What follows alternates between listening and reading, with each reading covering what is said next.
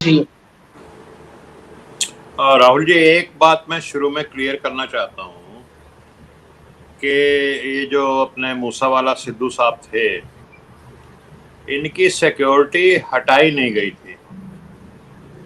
इनकी सिक्योरिटी में 4 पहले होते थे ऑफिसर्स, 4 से 2 कर दिए गए थे।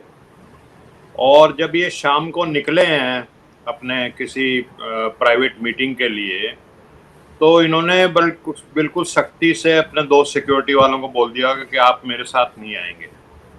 और इनके पास एक अपनी बुलेट प्रूफ गाड़ी भी थी, उसको नहीं लेके गए और थार में गए।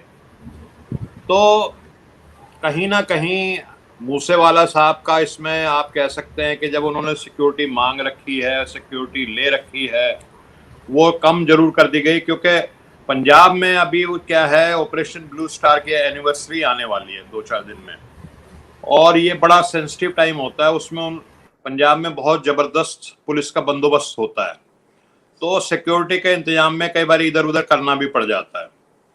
दूसरी चीज ये है कि मूसावाला साहब अब हालांकि मात्र 28 वर्ष के थे, लेकिन अपनी इस छोटी सी जिंदगी में बहुत कंट्रोवर्शियल हो चुके थे। ज्यादातर जो उनके गाने होते थे उसमें गन कल्चर को बढ़ावा दिया जाता था। गोलियां चल रही हैं, बड़ी बड़ी राइफलें दिखाई जा रही हैं, AK-47 चल रही हैं, उससे गोलियां निकल रही हैं। इनके गानों में ये सब चीज प्रमोट की जाती थी। अभी ज्यादा पुरानी बात नहीं है, करीब आप ये कह सकते हैं कि दिसंबर 2020 की बात है, करीब 1.5 साल पहले। तो 1.5 साल पहले इन्होंने एक अपना गाना रिलीज किया जिसका नाम था पंजाब माई मदरलैंड। और उस गाने में उन्होंने जरनैल सिंह भिंडरवाला का महिमा मंडन किया, और एक खालिस्तानी टाइप के लीडर हैं वहां पे जिनका नाम है भरपूर सिंह बलबीर। उनकी स्पीचेस, अपने वीडियो जो बनाया इन्होंने गाने का, उसके स्पीचेस का उनको देते हुए दिखाया। तो एक तरह से खालिस्तानी मूवमेंट का प्रमोशन किया। और इनके कई गाने ऐसे होते थे जिसमें ये दूसरे गाने वाले कलाकारों का मजाक उड़ाते थे। और जैसा कि वर्मा जी ने भी मुझसे पहले कहा कि एक अकाली दल के लीडर होते थे विक्की मिड्डू खेड़ा। तो विक्की मिड्डू खेड़ा का मर्डर हुआ, उसका आरोप इन पे लगा, लेकिन इनके खिलाफ कोई सबूत नहीं मिला। इनका जो सेक्रेटरी था उस समय, जो इनका काम धाम देखता था, उसके ऊपर आरोप लगा और वो एब्सकॉन्डिंग हो गया, और आज तक एब्सकॉन्डेड है, फरार है। और ऐसा कहा जाता है कि वो शायद कहीं ऑस्ट्रेलिया में जाकर के छुपा हुआ है या बसा हुआ है। तो कहने का मतलब ये है कि टोटली गन कल्चर जो है, हालांकि पंजाब के कई संगीतकार उसको बढ़ावा देते हैं अपने गानों में।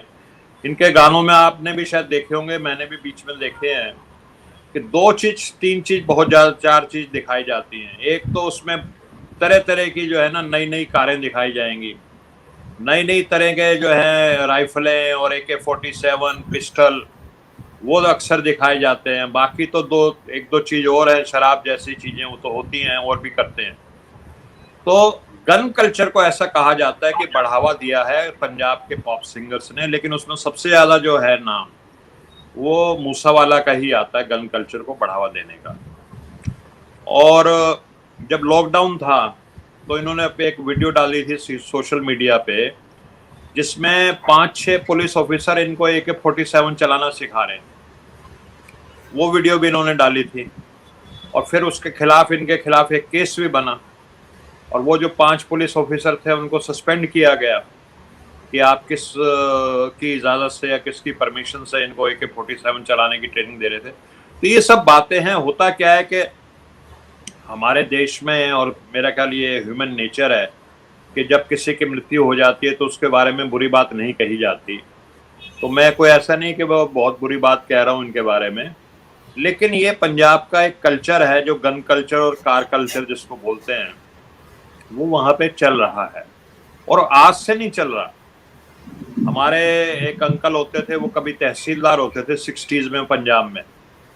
वो बताते थे कि आपस में जो गांव में है, ये किसान कह लीजिए या जट कह लीजिए इनको, ये आपस में खूब लड़ाई करते हैं, मुकदमे बनते हैं, मर्डर होते हैं, ये चीजें चलती रहती हैं। लेकिन जब किसी सेलिब्रिटी का मर्डर हो जाता है तो नेचुरली एक वो बहुत बड़ी, क्योंकि वो कनाडा में भी बहुत पॉपुलर था, इंडिया में भी बहुत पॉपुलर था, तो एक बड़ी खबर बनती है। और इसमें कोई शक नहीं, जैसे आपने कहा कि Punjab is a sensitive state. Punjab एक बॉर्डर स्टेट है और उस स्टेट में पहले एक खालिस्तानी मूवमेंट चल चुका है, इसलिए हमें एक्स्ट्रा कॉशियस रहने की जरूरत है कि वहां पे लॉ एंड ऑर्डर को बहुत सख्ती से कंट्रोल किया जाए और इस तरह की हरकतें और इस तरह की चीजें ना हो। और कहीं ना कहीं हो सकता है कि भगवंत सिंह मान एक नए मुख्यमंत्री हैं, उनको अभी प्रशासन चलाने का उतना अनुभव नहीं है, तो उनका भी इसमें कहीं ना कहीं लोग उंगली उठा रहे हैं कि उनका भी कहीं ना कोई कुछ हाथ, मतलब गलती मानी जानी चाहिए। लेकिन कुल मिलाकर ये है कि पंजाब के ऊपर हमारा देखा जाए, उससे उत्तर में जाते हैं तो कश्मीर है, जिसमें ऑलरेडी एक सेपरेटिस्ट मूवमेंट है, और लगभग लगता हुआ उसके साथ पंजाब है, दोनों बॉर्डर स्टेट हैं। तो पंजाब के लिए जिस भी तरह की लॉ एंड ऑर्डर को सख्त करने के लिए अगर केंद्र को भी मदद देनी पड़े, कोई सेंट्रल फोर्सेस भेजनी पड़े या स्पेशल कुछ हथियार देने पड़े या और गजेट्स, आजकल तो जासूसी के जो गजेट्स हैं और सारी चीजें हैं, ये बहुत महत्वपूर्ण है।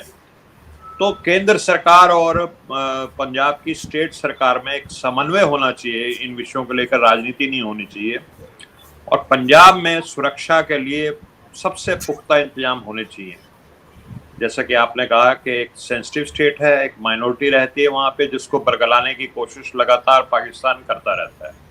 और आप हमसे जुड़े रहने के लिए सब्सक्राइब करें YouTube पर, फॉलो करें Twitter पर और लाइक करें Facebook पर। और ज्यादा जानकारी के लिए आपको टाइप करना होगा सिर्फ न्यूज़ नशा।